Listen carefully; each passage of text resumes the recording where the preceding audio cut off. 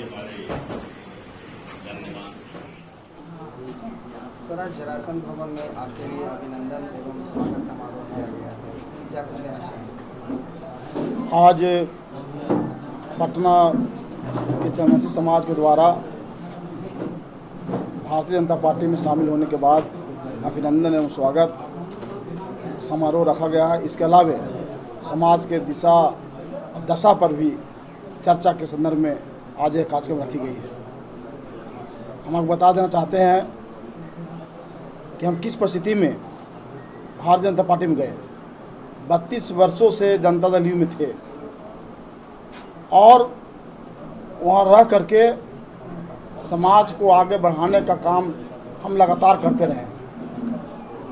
लेकिन इन कई महीनों में आदरणीय मुख्यमंत्री श्री नीतीश कुमार जी से अति पिछड़ा के सवाल पर हमें हमेशा मतभेद होते रहा। 14-15 से ही, चूँकि जब उन्होंने अति पिछड़ा में जो पिछड़ा समाज के अल्पसंख्यक समाज समेत अन्य मजबूत जातियों को हम जिस आयोग में थे वो शामिल करना शुरू किए। हमने आपत्ति दर्ज किया और कहा कि इन जातियों को शामिल होने से अति पिछड़ा का काफ़ी अहित होगा, नुकसान होगा।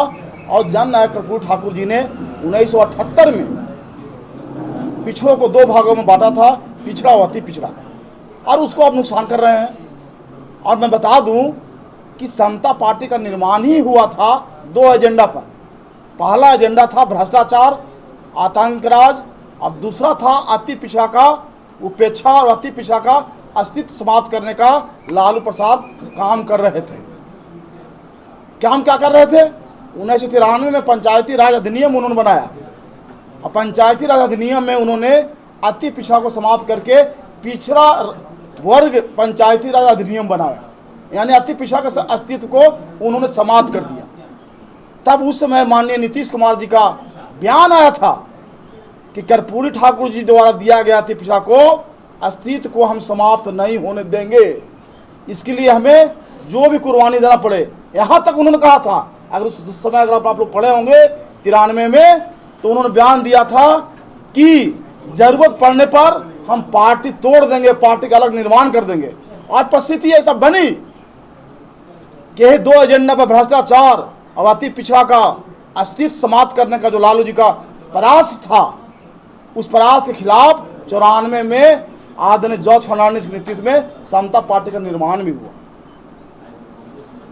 हुआ और संघर्ष हुआ।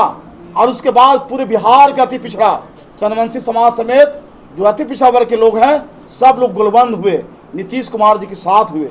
नीतीश कुमार जी की सरकार बनी 5 में। और ये बात भी सत्य है कि उनके बनने के बाद अति पिछड़ा का काम भी हुआ, इसे हम इनकार नहीं कर सकते।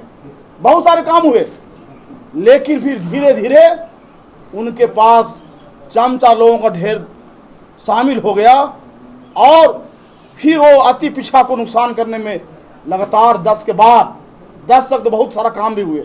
अति पिछड़ा के लिए भी काम हुआ, पंचायत में, नगर निकाय में आरक्षण कर उन्होंने व्यवस्था किया, जिसको लालू प्रसाद जी ने हाईकोर्ट, हमारे जो सामाजिक संगठन के लोग हैं, हाईकोर्ट गए लालू जी के एक्ट के विरुद्ध। और 96 में माननीय उच्च न्यायालय ने निर्णय दिया कि जो 78 में पंचायत के चुनाव हुए थे और उस पंचायत चुनाव में कोयरी, कुर्मी, यादव और बैस समाज का इतनी संख्या है जितनी उसकी आबादी है, उससे 60% जो पंचायत के चुनाव हुए हैं उसमें उनकी भागीदारी है। तो अगर सरकार चाहती है कि हम रिजर्वेशन देना, तो इन जातियों को छोड़कर आरक्षण दे सकती है। लेकिन लालू प्रसाद चल गए दिल्ली सुप्रीम कोर्ट। अब जब सरकार अति पिछड़ों के सहयोग से आदरणीय नेता श्री नीतीश कुमार नेतृत्व में बना, तो 5-6 में बिहार राज्य पंचायत वहाँ से जो दिल्ली में जो इन्होंने दायर जो किया था खिलाफ में, उसको वापस लिया गया और बिहार में 2006 अति पिछड़ा पंचायती राज अधिनियम बना और साथ में नगर निकाय अधिनियम बना और अति पिछड़ा के लोगों को आरक्षण का व्यवस्था की गई। इसे इनकार नहीं कर सकते। लेकिन 10 के बाद धीरे धीरे अल्पसंख्यक समाज के कई लोगों को, हिंदू समाज के कई लोगों को, मजबूत जातियों के लोगों को लाना शुरू किया और हमने आयोग में रहकर कई बार बोला कि इन लोगों को मत लाइए, चूंकि कर्पूरी ठाकुर जी ने बहुत सोच समझ करके अति पिछड़ा बनाया था। एक तो पहले जगन्नाथ मिश्रा, बिंदुश्वरी दुबे ने कई अल्पसंख्यक समुदाय को ला करके अति पिछड़ा को नुकसान पहुंचा चुके हैं, और जो बचा खुचा है पिछड़ा से अति पिछड़ा में ला रहे हैं। हम किसी जाति के विरोधी नहीं हैं। हमने मुख्यमंत्री कई बार मिलकर कहा है, लिख कर दिया है, आयोग को भी दिया है, सरकार को भी दिया है। हमने कहा था कि अगर लगता है आपके नज़र में कि पिछड़ा वर्ग में भी ऐसी जातियां हैं जो पिछड़ा में रह करके, यानी कुर्मी और जादव के साथ रह करके विकास नहीं कर पा रहा है, उसको विकास होना चाहिए, यह सरकार का दायित्व है। मैं इससे सहमत हूं। इसके लिए मैं सुझाव दिया था मुख्यमंत्री जी को कि आप जितने जातियों को निकाल रहे हैं उसमें से, पिछड़ा वर्ग में से, उसके लिए मध्य पिछड़ा वर्ग बना दीजिए, और जो जितना आबादी उसका है उसके अनुसार उससे कोटा काट करके मध्य पिछड़ा बना करके उसको आरक्षण दे दीजिए, और अति पिछड़ा में इंटरफेयर मत कीजिए, और अति पिछड़ा जैसा वैसा रहने दीजिए, जैसा कि आदरणीय नरेंद्र मोदी जी ने देश में आर्थिक रूप से कमजोर वर्ग के स्वर्णों के लिए 10% आरक्षण की व्यवस्था किया। न उसमें पिछड़ा का नुकसान किया, न अति पिछड़ा का नुकसान किया, न अनुसूचित जाति का नुकसान किया, न अनुसूचित जनजाति की नुकसान किया, अलग सेपरेट 10% आरक्षण की व्यवस्था किया। तो हम यही मुख्यमंत्री को हमेशा कहते थे कि हमें कोई आपत्ति नहीं, आपको लगता है कि तेली हो, दांगी हो, तमोली हो, अन्य जो जातियां जिनको आप चाहते हैं कि पिछड़ा में रह के विकास नहीं कर सकता है, उसके लिए मत पिछड़ा वर्ग बना दीजिए। जब 7-8 जातियां मात्र बचा हुआ है, उसके लिए पिछड़ा वर्ग बना हुआ है, तो अब मत पिछड़ा वर्ग क्यों नहीं बन सकता है? मत पिछड़ा वर्ग बना दीजिए, और कर्पूरी ठाकुर जी के समय के ज़माने से जो 84 जातियाँ जो हित केवल था, वह जातियाँ ही रहने दीजिए, ताकि अति पिछड़ा तेजी से आगे जैसे बढ़ रहा था, उससे सारा पूंजी राजनीति में ही है।